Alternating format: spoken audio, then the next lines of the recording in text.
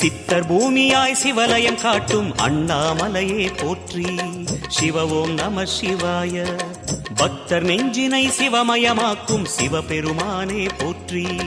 ஹர ஓம் நம சிவாய.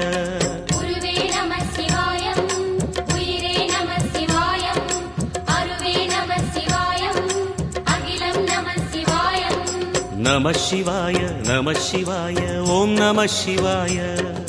நம சிவாய நம சிவாய ஓம் நம சிவாய.